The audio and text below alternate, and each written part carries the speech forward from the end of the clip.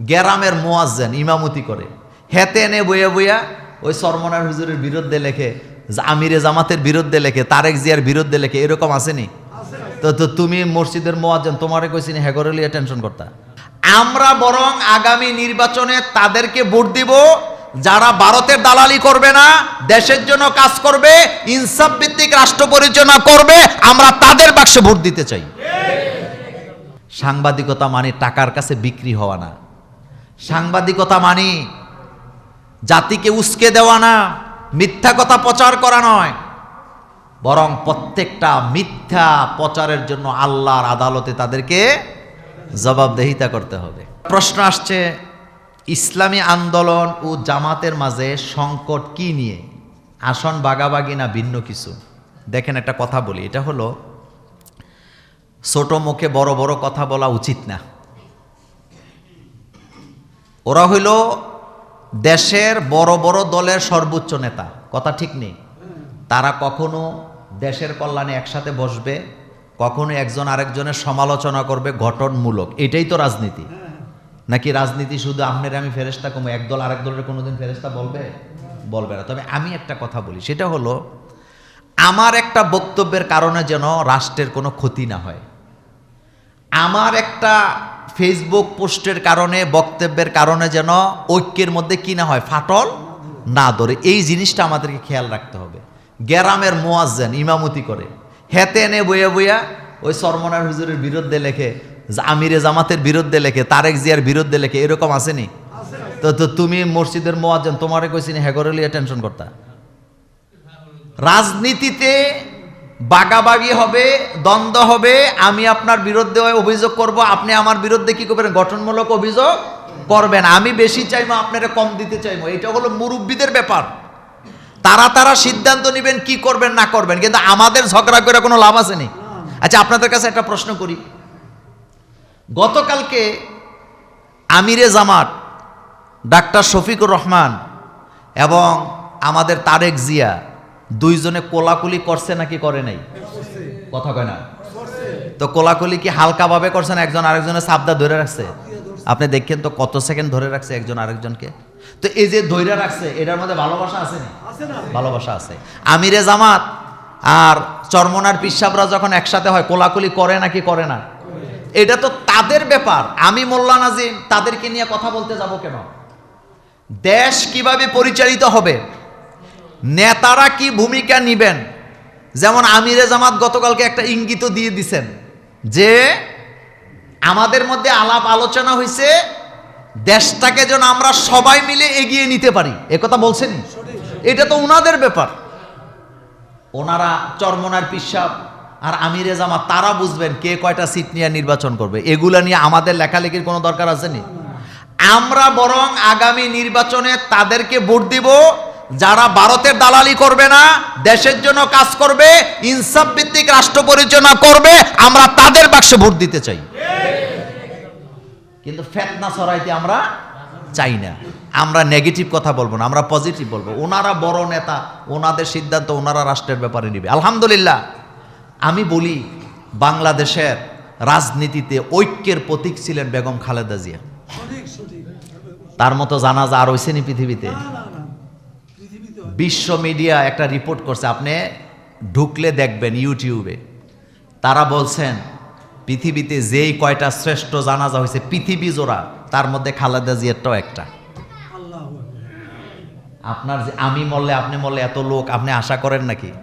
তা আপনি জুমুরে বয়ে বয়ে খালেদা জিয়ার বিরুদ্ধে কথা বলার দরকার আছে নি? নাই। একটা মজার কথা বলি, একটা রিপোর্ট দেখলাম, তারা বললেন যে ইরানের প্রেসিডেন্ট যখন মারা গেছিলেন, না ইরানের কি বলে বিপ্লবী নেতা, প্রেসিডেন্ট নয়, ইরানের বিপ্লবী নেতা খোমেনি, তিনি যখন মারা গেছিল তার জানাজায় 1 কোটির মতো লোক হয়েছিল। সুবহানাল্লাহ। কয় কোটি? ফিলিস্তিনের প্রেসিডেন্ট ইয়াসির আরাফাত যখন মারা গেছিলেন তার জানাজায় 30-40 লক্ষ লোক হয়েছিল। এগুলো হলো ইতিহাস। এগুলা কি? প্রেসিডেন্ট জিয়াউর রহমান যখন মারা গেছিল তার জানাজায়ও এরকম লোক হয়েছে। আর ইদানিং এসে আমরা দেখলাম বেগম খালেদা জিয়ার জানাজা, যার লাশটা কাঁধে লইছেন বাংলাদেশের প্রখ্যাত 3 জন আলেম, মামুন কি বলে, আল্লামা মামুনুল হক, তারপরে মিজানুর রহমান আজহারি, তারপরে শায়েখ আহমদুল্লাহ, আর জানাজা পড়াইছেন উপমহাদেশের শ্রেষ্ঠ আলেমদের একজন আল্লামা আব্দুল মালেক হাফিজাহুল্লাহ। এটা উনি প্রাপ্য। কারণ কি জানেন? কারণ হইল খালেদা জিয়া জীবনে কোনোদিন কোনো আলেমের বিরুদ্ধে একটা কথাও বলে নাই, কোনো আলেমকে জঙ্গি বানাবার মিথ্যা নাটক সাজায় নাই। ভারতকে খুশি করার জন্য বাংলাদেশের ইসলামপন্থী লোকগুলাকে, ইসলামী আন্দোলনগুলাকে জঙ্গি বানাবার নাটক খালেদা জিয়া করে নাই। খালেদা জিয়া সবসময় আলেমদেরকে কি বলতেন জানেন? বলতেন, আপনারা কোরআনের আইন প্রতিষ্ঠা রাজনীতি করেন, কিন্তু আমি করি না, আমরা করি অন্য রাজনীতি। আপনারা আপনাদের রাজনীতি করতে থাকেন, করতে থাকেন, করতে থাকেন, করতে করতে করতে করতে আপনারা যদি বাংলাদেশের মানুষকে ইসলামিক আইনের পক্ষে নিতে পারেন, আমাদের পক্ষ থেকে আপনারা সাপোর্ট পাবেন, কিন্তু বিরোধিতা করার আমাদের কিছুই নাই। আপনি একেবারে তার জীবনে রাজনীতি কেরিয়ারটা একটু আপনি দেখেন তো, ওনার জীবনে উনি কোনো আলেম ওলামার ক্ষতি হোক একটা কথাও বলছে? মসজিদ মাদ্রাসা ইসলামের ক্ষতি হোক কোনোদিন কোনো কথা বলছে? বরং তিনার মধ্যে একটা জিনিস আমি দেখছি, মাথা নত করে নাই। তিনি একমাত্র নেত্রী, তিনি বলেছিলেন এই দেশ আমার, মাটি আমার, মানুষ আমার, মল্ল এখানে, বাঁচলো এখানে, এই জন্য তার কবর এই দেশে হয়েছে। কথা সত্য নেই? এবার আপনি যতভাবে যেভাবে ফতুয়া দেন, আমি কারোর খোসা দিয়ে কথা বলি না, আমার অভ্যাসে নাই, কিন্তু যেভাবে ফতুয়া দেন এই রকমের আরেকটা নেত্রী কিন্তু আছে, মরুক, আপনি দেখেন কি হয়। এখন মারা গেলে তো বাংলাদেশে আনাই কঠিন হয়ে যাবে। সুতরাং আপনি মানুষকে শত্রু বানায়েন না, আপন বানাবেন, ভালোবাসা দিবেন, এটাই যেন আমাদের কাজ হয়। আমরা কারো বিরুদ্ধে সমালোচনা করব না। আমাদের দেশে সাংবাদিকতা যারা করেন তাদের মধ্যে অনেকেই ইসলাম থেকে জ্ঞান আহরণ করে না। সাংবাদিকতা বিভাগ, ফিলোসফির বিভাগ, এরকম কিছু বিভাগ আছে। ইংরেজি অনার্স যারা করে, মাস্টার যারা করে, তাদের সিলেবাসটার মধ্যে একটু ঝামেলা আছে। আশ্চর্য হবেন আপনারা, সংবাদপত্রের নামে কোরআনে একটা সূরা আছে নাকি নাই? কথা কয় না। নামটা কি বলেন তো? সূরাতুন নাবা। বলেন, সবাই বলেন। সংবাদপত্রের নামে একটা সূরা কোরআনে আছে, বলেন সূরার নাম কি? 30 পারার প্রথম সূরাটা, আম্মা ইয়াতাসাআলুন, এটা হলো সূরাতুন নাবা। সংবাদপত্রের নামে আল্লাহ সূরা দিছে। 2 নাম্বার সূরাতুল হুজরাতে আল্লাহ পাক বলছেন যে ইন জাআকুম ফাসিকুন বিনাবাইন, কোন ফাসেক, যে মিথ্যা কথা বইলে অভ্যাস, সে যদি তোমাদের সামনে কোনো সংবাদ প্রেজেন্ট করে, তার সংবাদ বিশ্বাস করা যাবে না। বলেন, বিশ্বাস করা যাবে না। এ কথা কোরআনে আছে নাকি নাই? তো আল্লাহ সংবাদপত্রের নামে সূরা দিলেন। আবার আল্লাহ পাক বলেন যারা ফাসেক তাদের কোনো সংবাদ পরিবেশন করলে তোমরা বিশ্বাস করো না। তার মানে আপনি বলেন কোরআনুল কারিমে সাংবাদিকতা পেশাটা কেমন হবে, কি ধরনের সংবাদ তারা প্রেজেন্ট করবেন, এ কথা কোরআন হাদিসে আছে নাকি নাই? আছে। এই জিনিসগুলো তাদেরকে পড়ানো দরকার। নাম্বার 2 হচ্ছে সাংবাদিক মানে হলো জাতির বিবেক। বলেন, জাতির কি? জাতির বিবেক, জাতির আয়না, জাতির দর্পণ হইল সাংবাদিকেরা। তাদের দায়িত্ব হলো সমাজে যেই মানুষগুলা নিপীড়িত তাদের কল্যাণে নিউজ করবে, তথ্য সংগ্রহ করবে, যেটা সত্য সেটা তারা প্রচার করবেন। কথা কি বুঝতেছেন? মানুষ কোথাও কষ্ট পাচ্ছে, একটা ব্রিজ নেই, তারা ওইটা সংবাদ করবে। মানুষের একটা রাস্তা দরকার, এলাকার 3 লক্ষ মানুষ রাস্তা নাই তাদের, এটা তারা তুলে ধরবে যে এই রাস্তাটা জনগণের জন্য কল্যাণকর। কিন্তু ম্যাক্সিমাম ক্ষেত্রে দেখা যায় ওই মানুষ কোন জায়গায় বিপদে আছে এই নিউজ না কইরা কোন লোকের কোন কুত্তা কোন বিড়ালের কি নাম আজকে কি দিয়া ভাত খাইছে এগুলা নিউজ করে। কথা সত্য নেই? এগুলা ছাড়তে হবে। এই জন্য তাদেরকে